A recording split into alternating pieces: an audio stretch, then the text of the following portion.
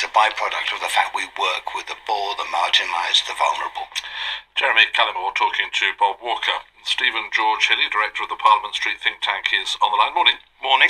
And I gather you became interested in this area because you witnessed your own parish priest getting a bit of aggro. Yes, indeed. It was during my conversion to Catholicism. I was sat with my priest. He spent many hours with me over the summer months, and we heard an almighty bang on the door.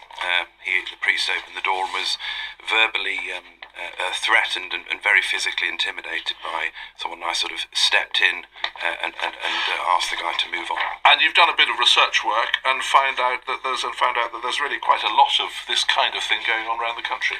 Yes, indeed. We issued freedom of information requests to police forces across England and Wales, and of those forces, 25 came back with specific figures and, in some cases, police notes with regards to the nature of assaults on people, with the job title of priests and vicars, and some of the figures were, to be honest with you, quite shocking. I don't know whether you've seen today's Sunday Times, but there's a story on the front page headline, Perils of the Vicar's Tea Party, which reports that the church's insurer, ecclesiastical it's called, has advised clergy persons to be careful when accepting hospitality for precisely these reasons.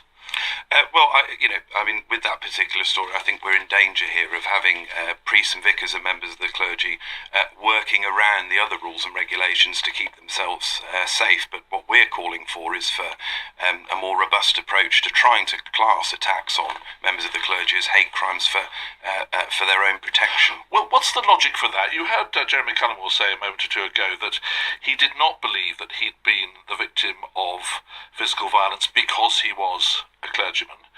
He believed it was because of the sort of people he has to work with, wants to work with.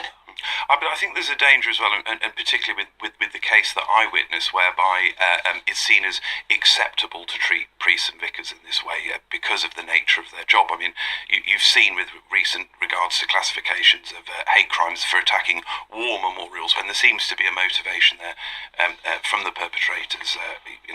I think this has to be looked at again, and I know it's been raised in the House of Commons. But the law has to work. It has to make sense, doesn't it? And it is difficult sometimes to argue that the sort of attacks indeed that you've collected evidence about, are motivated by hatred of a religious kind, isn't it? No, of course it's a challenge, and not every incident will able to be classified in that bracket. But I do think people that give up a lot for their communities and put themselves in harm's way deserve to have some level of protection. Yeah, but no one would disagree with that. But shouldn't you be looking for a more intelligent way of doing it? If it's going to be so difficult to make these attacks actually fit into the category of crime that's described as a hate crime? Well, I don't think it's difficult at all. I mean, some of the police notes that we got back were involved people, members of the clergy being physically assaulted or attacked within the church, grabbed around the face, some pretty horrendous crimes that took place within a religious, institution or a building. I think that there's a lot of evidence there to build a case for these much more robust way of treating these crimes. Stephen George Hilley, thank you for talking to us. Thank you. This week, the Flesh and Blood campaign encouraged churches to become donor churches to raise the